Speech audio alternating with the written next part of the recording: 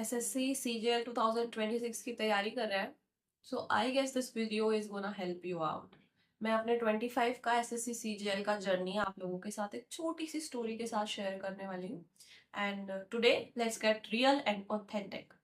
So hi guys, Radhe Radhe, welcome to my YouTube channel vibe with. Actually 2025 का जो मैंने attempt दिया था, वो उससे पहले मतलब मैंने सोचा नहीं था कि एसएससी सीजीएल या एसएससी करना है। एकदम से मतलब रैंडम फ्रेंड से सुना मैंने कि एसएससी करके एग्जाम है, मतलब पहले भी पता था पर मैंने 2025 में थोड़ा सा डिटेल में उसको समझा, उसको जाना। एंड फाइनली मैंने सीजीएल के देने के बारे में सोचा। आई गेस सितंबर में पेपर था एंड अगस्त में पहले बताया था कि अगस्त में है। मैंने अपनी प्रिपरेशन शुरू करी होगी शायद अप्रैल या मार्च में, मे बी जो रियल ऑथेंटिक वाली बोले तो। एंड उसके बाद अगस्त में मैं प्रिपेयर थी कि अगस्त में होगा, उसके बाद उन्होंने एक महीना डिले कर दिया था तो सितंबर में जाके फाइनल हुआ था। या तो एक्चुअली हुआ क्या कि मैंने अपनी प्रिपरेशन रैंडमली शुरू करी, लाइक बिल्कुल रैंडमली। मुझे कोई कुछ नहीं बताया कि कैसे करनी है, क्या करनी है। मैंने थोड़ा यूट्यूब से समझा और थोड़ा खुद से कि भाई ओके, मेरी कुछ फ्रेंड्स हैं वो कोचिंग वगैरह ले रही थी, उनसे थोड़ा बहुत पता। पर मैं जेन्युइनली बताऊँ ना, मुझे किसी का कुछ भी ऐसे दिमाग के अंदर फिट नहीं हुआ। किसी का कुछ सही नहीं लगा। उन्होंने जो बताया मैंने ठीक है उनके थोड़े वो नोट्स ले लिए एंड थोड़ा बहुत पढ़ लिया, पर ठीक है। उसके बाद 2-3 महीने मैंने ऐसे ही तैयारी की, बिल्कुल ऐसे ही। मुझे जो टॉपिक मिल जाता, मुझे जो दिख जाता, मैं वो देखने लग जाती, मैं वो लिखने लग जाती। और मैंने इतने रैंडम नोट्स बनाए हैं, मतलब बस बोल दो भी मुझे ऐसा लग रहा है पता नहीं मतलब क्या ही तैयारी की मैंने। उसको डायरी में, मैंने एक डायरी बनाई थी, मैं मॉक करती, एनालाइज करती और जो भी ऐसे क्वेश्चन हो ना बस रैंडमली लिख ली थी मैं। किसी भी सब्जेक्ट का हो, मैंने ना सेक्शन वाइज डिवाइड किया था, मैंने ना उनको सेपरेट किया था, बस लिखा था। इंग्लिश का भी सेम, बुक ऐप जो मुझे नहीं आ रही है, जो भी प्रॉब्लम है, जो भी है, मतलब मैंने रैंडमली लिखे थे, एक एक डायरी बना ली थी और बस लिखे। तो पता नहीं, मुझे नहीं लगता कि ये वर्कआउट करता है। एक प्रॉपर स्ट्रैटेजी होती है, डिसिप्लिन होना चाहिए हर चीज में, चाहे वो आप नोट्स बना रहे हो चाहे आप लिख रहे हो। तो वो नहीं था। तो क्या हुआ, हम प्री दे के आए। प्री मेरा आई थिंक लास्ट की शिफ्ट्स में, बहुत सारी शिफ्ट्स थी अब की बात हो, और लास्ट की शिफ्ट थी मेरी 25 सितंबर की शायद, दोपहर की शिफ्ट। पहले की शिफ्ट्स अच्छी जा रही थी, एडिक्विटी था, नया नया वेंडर था, तो थोड़े डिफरेंट पैटर्न्स थे उसके, मतलब उसके टाइप ऑफ क्वेश्चंस अलग थे, पूछने का तरीका अलग था। तो वो थोड़ा बहुत ना उसने मेरे को तो क्या ही करेगा, पहले भी इतना नहीं पता था, पर वही है, उनका आइडिया नहीं था। तो थोड़ा सा फर्क पड़ा। पर उससे पहले कई सारे बच्चे पेपर दे के आ गए थे, तो थोड़ा थोड़ा आइडिया हो गया कि ओके इस टाइप का होता है, इस टाइप का होता है। थोड़ी बहुत प्रिपरेशन उसमें एंड में हो गई थी मेरी।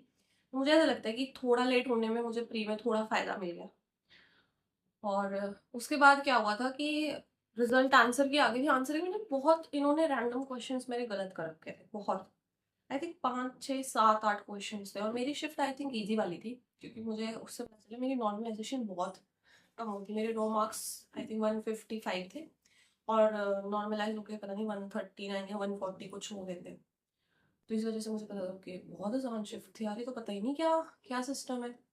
आंसर की के बाद, नॉर्मलाइजेशन के बाद जब मुझे पता चला कि, वैसे ना पहले मुझे आइडिया नहीं था कि मेरा सिलेक्शन मतलब मेंस हो जाएगा, क्योंकि आंसर की को देख के नहीं था। इन्होंने बाद में बताया कि ओके ये आंसर ठीक है, ये आंसर ठीक है। उसके बाद एक ही महीना था मेंस में, इन्होंने एक महीने पहले आंसर की दी थी, मतलब रिजल्ट दिया था, और एक महीने बाद इन्होंने फिर वही मेंस रख दिया था। तो एक महीने में बंदा क्या पढ़े। मेरे को ऐसा लगता है कि शायद मुझे और थोड़ा रियलाइजेशन होता कि भाई चल हो जाएगा, पढ़ ले पढ़ ले। नहीं, मैं ठहरी स्टूपिड, मैंने नहीं की तैयारी। एक महीना वो बच गया, उसमें मैंने तैयारी शुरू की और भाई उसमें तो मेरे को मतलब एक महीने में मैंने कमी नहीं छोड़ी। फिर मुझे ऐसा लगता है 15 15 16 16 घंटे मैं पढ़ी हूँ, बिल्कुल 4 5 घंटे की नींद पे मैं एक महीने में मैंने निकाला है पूरा। और उसमें तो जी जान लगा दी मैंने, बिल्कुल मेंस में क्या टाइपिंग करी है मैंने, मैथ्स सब कुछ कर डाला, मतलब कसर नहीं छूटनी चाहिए। मुझे एंड में यूं ना लगे कि चलो एक महीने में एटलीस्ट मैं कर लेती तो शायद मेरा हो जाता। कोई बात नहीं, पर मुझे ऐसा लगता है कि एक महीने में मैंने वो जितना दिया मेरे उतने नंबर आ गए, मतलब अच्छे मार्क्स थे। तो अब की बार मैं मतलब कॉन्फिडेंट हूँ कि जो गलतियां मैंने उस टाइम पे की थी मैं वो नहीं करूँगी। आप भी मत करना। मैंने आपको अपना पूरा मतलब बेसिक जो स्टोरी होती है या बेसिक जो एक्सपीरियंस होता है वो आपको बता दिया। सीखो कुछ इससे। मेरे को भी बहुत सीखने को मिला। बहुत सारी ऐसी चीजें हैं रैंडमली नहीं करनी चाहिए, डिसिप्लिन वे में करना चाहिए। एंड प्रिपेयर्ड रहो। अगर आपको पता है ना कि आपका मेंस नहीं होने वाला है, फिर भी मतलब तैयारी करो यार, क्या जाता है, पढ़ना तो है ही, पढ़ लो। मेरे जैसे स्टूपिड मत बनो कि भाई चल जब रिजल्ट आएगा तभी देखेंगे, उसके बाद पढ़ लेंगे, क्या ही बोलेगा, 1 1.5 महीना 2 महीना तो देंगे ये। एसएससी है ये नहीं छोड़ती, कब 1 महीने में कर दे या कब 3 महीने का गैप ला दे, इनका कोई भरोसा नहीं है। तो ये मेरा एक्सपीरियंस था पिछले साल का, तो मुझे ऐसा लगा कि मुझे आप लोगों के साथ शेयर करना चाहिए, क्योंकि ऐसे बहुत सारे लोग हैं जो जस्ट बिगिन कर रहे हैं, क्योंकि मैं भी बिगनर थी 1 साल पहले, एंड मैंने नहीं देखा ऐसा कुछ। I think it's gonna help you out. So yeah, that's it for video, and do subscribe my channel. Thank you. Radhe Radhe. Jai Shri Krishna.